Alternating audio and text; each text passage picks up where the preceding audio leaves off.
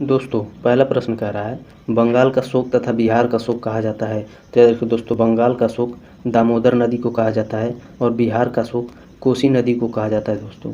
दूसरा प्रश्न कह रहा है उत्तर भारत का मैनचेस्टर तथा दक्षिण भारत का मैनचेस्टर कहा जाता है। तो याद रखिए दोस्तों, उत्तर भारत का मैनचेस्टर कोयम्बटूर को कहा जाता है और दक्षिण भारत का मैनचेस्टर कानपुर को कहा जाता है। अगला प्रश्न कह रहा है दोस्तों,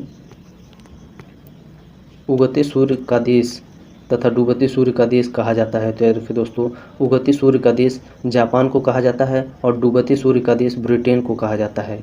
चौथा प्रश्न है दोस्तों, मध्यरात्रि के सूर्य का देश कहा जाता है। तो याद रखिए दोस्तों, नॉर्वे को मध्यरात्रि का सूर्य का देश कहा जाता है। अगला प्रश्न कह रहा है दोस्तों, अद्वैतवाद तथा विशिष्ट द्वैत के संस्थापक थे। तो याद रखिए दोस्तों, अद्वैतवाद के संस्थापक शंकराचार्य थे और विशिष्ट द्वैत के संस्थापक रामानुजाचार्य थे।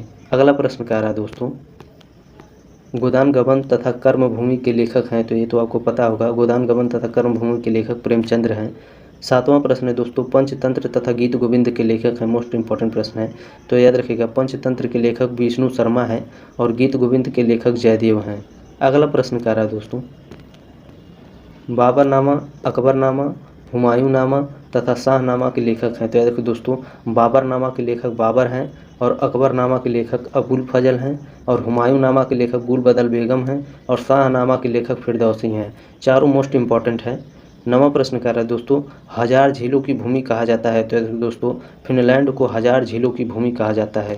अगला प्रश्न है दोस्तों, धान का कटोरा तथा चीनी का कटोरा कहा जाता है। तो देखो दोस्तों, धान का कटोरा छत्तीसगढ़ को कहा जाता है और चीनी का कटोरा क्यूबा को कहा जाता है। हमारे चैनल को सब्सक्राइब जरूर करिएगा दोस्तों। धन्यवाद।